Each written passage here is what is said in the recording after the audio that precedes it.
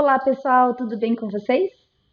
Na aula de hoje a gente vai falar sobre outro filamento do citoesqueleto, que são os microtúbulos. Os microtúbulos são os filamentos do citoesqueleto de maior diâmetro e que eles têm uma característica muito interessante, que é o fato deles se originarem sempre a partir de um centro organizador. Os microtúbulos possuem diversas funções nas nossas células, sendo as principais delas a organização de componentes do citoplasma. Então, são os microtúbulos que mantêm as organelas organizadas dentro do citosol. Os microtúbulos também estão participando da organização e da funcionalidade dos cílios e flagelos. Eles também participam, em associação com proteínas motoras, da movimentação de vesículas dentro da célula e também de organelas dentro da célula. E eles têm um papel fundamental no processo de divisão celular, na organização do fuso mitótico e na separação das cromátides irmãs na fase da anáfase durante a mitose. Os microtúbulos, bioquimicamente, eles são formados por heterodímeros de tubulina. Então, a subunidade formadora do microtúbulo é um heterodímero formado por duas cadeias polipeptídicas de tubulina, uma cadeia alfa-tubulina e uma cadeia beta-tubulina. Essas subunidades se organizam de maneira a formar o que a gente chama de protofilamento. Então, que é um filamento linear aqui, com várias subunidades de heterodímeros de tubulina. E esses protofilamentos, eles são organizados sempre numa mesma direção, ou seja, sempre a alfa-tubulina de uma subunidade se liga à beta-tubulina de uma outra subunidade. E desta forma, então, os protofilamentos possuem essa estrutura polarizada, porque elas são organizadas sempre numa mesma direção, deixando expostas as cadeias de beta-tubulina sempre numa das extremidades e de alfa-tubulina na outra extremidade. Esses protofilamentos se organizam paralelamente, formando uma estrutura oca e cilíndrica, composta por 13 protofilamentos, que é o que a gente denomina de microtúbulo. Então, como os protofilamentos são polarizados e eles se organizam paralelamente entre si de forma polarizada, o microtúbulo é um filamento do citoesqueleto denominado de filamento polarizado. Então, a extremidade onde estão expostas as cadeias de beta-tubulina é denominada de extremidade mais, e a outra extremidade é denominada de extremidade menos. Nessa imagem, a gente pode observar, então, um centro organizador de microtúbulos, que é o centrosomo. Lá no centrosomo, a gente tem um par de centríolos e ao redor a gente tem uma matriz com vários sítios de nucleação de microtúbulos. Esses sítios de nucleação nada mais são do que um complexo macromolecular de gama-tubulina, um outro tipo de tubulina que tem uma estrutura um pouco diferente da estrutura da alfa e da beta, porém são nesses sítios de gama-tubulina, nesses anéis de gama-tubulina, que os heterodímeros de tubulina se conectam para começar a polimerizar-se, formando os microtúbulos, onde a gente pode observar aqui do lado direito a formação dos microtúbulos. Então, a partir dos anéis de gama-tubulina, vários protofilamentos se unem, formando aquele tubo cilíndrico e oco, que irradia para o restante do citoplasma da célula. Então, as extremidades que ficam expostas, que ficam voltadas para o citoplasma, são as extremidades mais. E as extremidades menos estão, então, conectadas nesses sítios de nucleação. Nessa imagem de microscopia de imunofluorescência, a gente vê marcado aqui em vermelho as unidades, a proteína tubulina. E essa imagem é muito interessante porque a gente pode observar então que esses filamentos, os microtúbulos, estão distribuídos radialmente por todo o citoplasma e eles partem sempre desse centro comum, que é o centrosomo.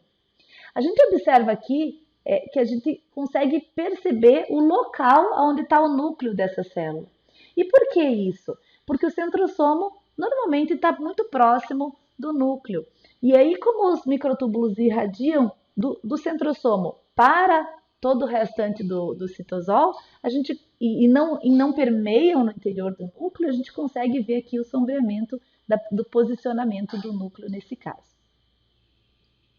Assim como os filamentos de actina, os microtúbulos também possuem a propriedade dinâmica de poder se polimerizar e despolimerizar. A essa propriedade do microtúbulo a gente denomina de instabilidade dinâmica. E eu vou explicar um pouquinho para vocês bioquimicamente como que isso acontece e por que que isso acontece. Então, observe aqui o heterodímero de tubulina, onde a gente observa que a subunidade beta da tubulina apresenta-se ligada a uma molécula de GTP. Ou seja, aqui também o heterodímero formador do filamento se conecta a um nucleosídeo trifosfato. Lá no caso da actina, a actina G se conectava ao ATP. E aqui no caso da tubulina, o heterodímero se conecta a GTP. Quando o heterodímero está conectado a GTP, ele fica propício a se conectar a outros heterodímeros. Ele assume então uma conformação passível de ficar na forma polimerizada.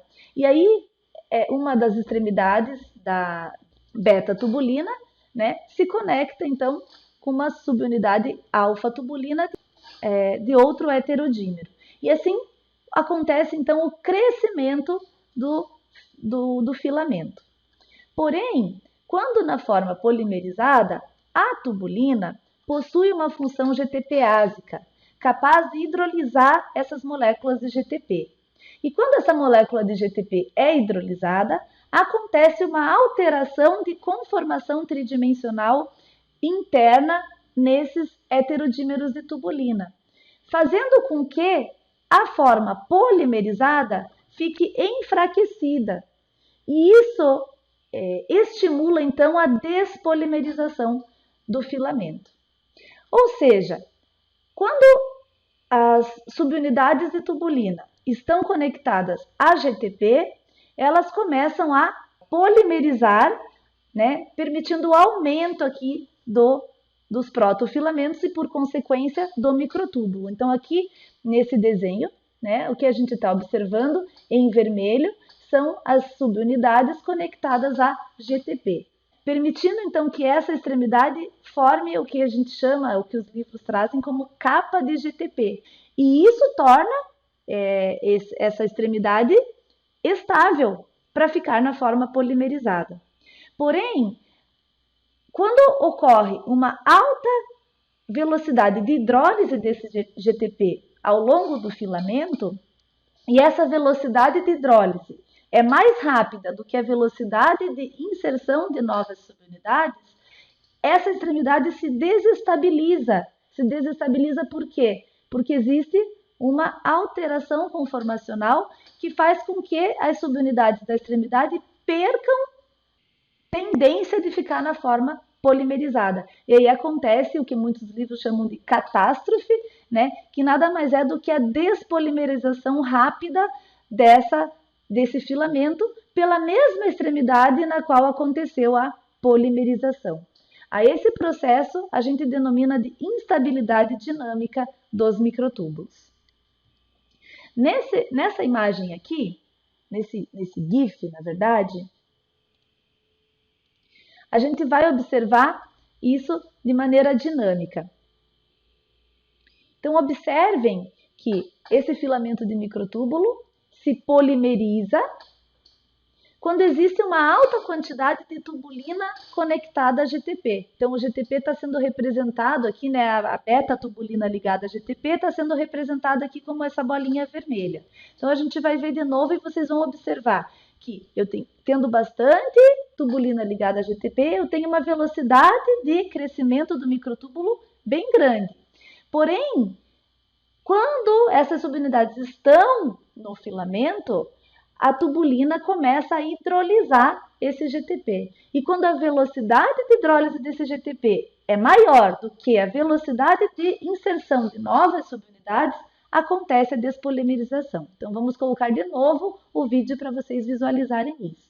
Olha lá, uma velocidade grande de crescimento do microtúbulo e quando essas subunidades hidrolisam, então, tem o potencial de hidrolisar esse GTP, o microtúbulo é encurtado, é diminuído, é despolimerizado. Esses microtúbulos, eles têm um papel essencial quando eles estão também conectados a proteínas motoras. Proteínas motoras, o nome já diz, elas conduzem a movimentação de alguma coisa. Então, as proteínas motoras, elas têm a função de converter energia química em energia mecânica. Então, as proteínas motoras, elas utilizam a hidrólise de ATP para realizar movimento. Que movimento que as proteínas motoras associadas a microtúbulos podem fazer? Então, aqui nesse GIF, a gente observa uma proteína motora, uma cinesina, caminhando sobre um microtúbulo. E ela está levando consigo uma vesícula. Então, toda proteína motora possui um ou mais domínios de ligação ao citoesqueleto e outro domínio de ligação à carga que ela vai carregar. Nesse caso aqui é uma vesícula. Podemos imaginar que é uma vesícula, por exemplo, cheia de neurotransmissores, que tem que sair lá do corpo celular do neurônio e tem que ser levada lá para o botão sináptico, no finalzinho do axônio. Ou a gente pode imaginar que essa seja uma vesícula cheia de colágeno, que está sendo produzida lá no sistema de endomembranas, e quando ela sai do Golgi, ela tem que ir para a membrana plasmática para liberar o colágeno que vai ter a sua ação lá no ambiente extracelular. Então, a gente tem duas proteínas motoras que podem se associar aos microtúbulos. Então, são as cinesinas e as dineinas. As cinesinas são proteínas motoras que caminham em direção à extremidade mais do microtúbulo. Ou seja, elas vão do interior celular para a periferia da célula. E as dineinas fazem o movimento contrário. Elas conduzem da periferia em direção ao centro da célula, que é onde normalmente está localizado o centrossomo. Tá certo? Elas têm em comum, então, a presença de cabeças globulares que se conectam ao microtúbulo e que possuem domínios de ligação a ATP e de catálise de hidrólise de ATP, ou seja, domínios capazes de se ligar a ATP e hidrolisar o ATP. E ambas têm um local aqui, a cauda, capaz de se conectar à carga que elas vão carregar. Observando esse exemplo aqui, a gente pode verificar num desenho esquemático o papel, então, de cinesinas carregando vesículas para a extremidade ou para a periferia da célula, dineinas carregando outras vesículas mais em direção ao centrossomo. Então, o papel importante dessas proteínas motoras no tráfego intracelular de vesículas. Dentro da outra funcionalidade importante do microtúbulo, que é a formação do fuso mitótico e a separação das cromátides irmãs durante a anáfase na mitose, a gente pode observar um papel importantíssimo da dineína, no processo, por exemplo, de separação das cromátides irmãs. Nesse desenho esquemático, onde a gente vê a ação conjunta da dinâmica de despolimerização do microtúbulo e da presença de proteínas motoras no processo de separação das cromátides irmãs durante a anáfase. Então, veja aqui que os microtúbulos são ligados ao cinetocoro, que é uma placa proteica, a qual está ligada no cromossomo que foi duplicado. Os microtúbulos, eles se despolimerizam para puxar, então, as cromátides irmãs em direção ao centrossomo das células filhas. Só que não é só isso que acontece, porque conectado a esse microtúbulo e ao cinetocoro eu tenho proteína motora dineína, que então permite que esse cromossomo consiga ir caminhando em direção ao centrossomo, usando o microtúbulo como uma rua, digamos assim, como um direcionamento. Então, é o papel importante dessa despolimerização do microtúbulo em conjunto com a ação da proteína motora. Além disso, a gente observa também a importância dessas proteínas motoras na separação das cromátides irmãs, aqui na dinâmica do fuso mitótico em si, que não necessariamente é mediado somente pela separação das cromátides, mas também o papel aqui dos microtúbulos polares, né, que são os microtúbulos que dão o suporte para essa divisão celular. E aqui nesse GIF que a gente já viu lá no comecinho dos nossos slides, onde a gente vê marcado em verde a tubulina celular e em vermelho o DNA. Então a gente observa ali uma grande dinâmica desses microtúbulos no processo de mitose da célula. E falando um pouquinho agora sobre os microtúbulos e as gineínas no movimento de cílios e flagelos, é importante a gente observar a forma como esses cílios são estruturados internamente e entender como que eles conseguem se movimentar. Então, lá nos cílios e flagelos, os microtúbulos estão presentes numa estrutura altamente organizada. Então, aqui nesse desenho esquemático, a gente vê um corte transversal de um flagelo, onde a gente observa aqui 9 pares de microtúbulos na periferia do flagelo e 2 pares de microtúbulos centrais. A gente observa que esses pares de microtúbulos periféricos estão conectados entre si por proteínas de ligação e eles têm associados a eles proteínas motoras, que nesse caso são gineínas. Essa estrutura de microtúbulos do flagelo, ela é diferente da estrutura de microtúbulos que está presente lá no corpúsculo basal. Então, lá no corpúsculo basal, os microtúbulos também se organizam de uma forma peculiar, e aqui a gente vê aqui 9 trincas de microtúbulos presentes aqui no corpúsculo basal. O que eu quero que vocês entendam, né, e tentem perceber é que o microtúbulo por si só, ele não tem a propriedade de movimento. Porém, os cílios e os flagelos, eles precisam se movimentar para assumir as suas funções. Para que serve um flagelo num espermatozoide? Para permitir que esta célula se movimente. Para que serve um cílio num epitélio ciliado da traqueia? Para permitir que o muco que está sobre ele se movimente e dessa forma permita que esse muco retire então partículas, micro-organismos presentes ali naquela região. Então, se não acontecer movimento, o cílio não tem sua função. Só que o microtúbulo, por si só, ele não faz movimento. Quem faz movimento são as proteínas motoras associadas a ele.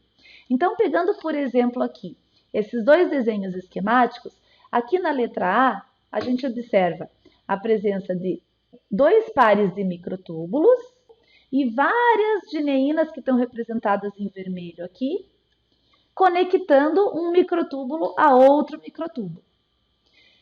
Quando a gente tem a presença de ATP nessa situação, essas gineínas conseguem fazer movimento pela hidrólise de ATP. A gineína se movimenta da extremidade mais para a extremidade menos. E quando isso acontece, esse par de microtúbulo vai para cima e esse par de microtúbulo vai para baixo. Ou seja, acontece um deslizamento entre os 2 pares de microtúbulos. Porém, não é isso que acontece nos cílios, porque nos cílios, no axonema, que é a estrutura dos cílios e flagelos, né, a estrutura interna dos cílios e flagelos, eu tenho várias proteínas de ligação que mantêm os microtúbulos conectados entre si. Então, nesse caso, pessoal, quando as gineínas que conectam um par de microtúbulo a outro par de microtúbulo estão na presença de ATP, elas começam a fazer movimento. Qual movimento? O mesmo que elas fizeram aqui, em direção à extremidade menos. Porém, nesse caso, como não acontece o deslize, porque os pares estão fixos lá no corpúsculo basal e fixos entre si pelas proteínas de ligação, acontece então esse movimento, né, essa torção, essa flexão dos microtúbulos, que vai dar origem ao batimento em forma de serpente que acontece lá nos flagelos e também ao batimento ciliar. Com isso, pessoal, a gente termina a nossa aula de microtúbulos, né, falando sobre as propriedades gerais desses filamentos do citoesqueleto, deixando aqui algumas coisas importantes para você lembrar. Primeiro, os microtúbulos são formados por dímeros de tubulina. Esses dímeros de tubulina se organizam entre si, formando protofilamentos. E o conjunto de 13 protofilamentos forma um microtúbulo, que é uma estrutura cilíndrica e oca. Essa estrutura é uma estrutura polarizada, ou seja, possui uma extremidade denominada mais e a outra extremidade denominada menos. E essa estrutura tem uma característica de instabilidade dinâmica. Por quê? Porque ela é capaz de polimerizar-se e despolimerizar-se. Essa polimerização e despolimerização é diferente do que acontece na actina, no sentido de que lá, numa das extremidades, eu tenho uma maior tendência de polimerização e na outra uma maior tendência de despolimerização. E aqui, ambos os processos acontecem na mesma extremidade. Porém, existem semelhanças entre os dois casos, porque nos dois casos eu tenho a presença, crucial do ATP ou do GTP, estabilizando ou não a forma polimerizada desses filamentos. E os microtúbulos são os filamentos do citoesqueleto que medeiam a divisão celular, o transporte de organelas e vesículas e também medeiam a estrutura e a movimentação de cílios e flagelos.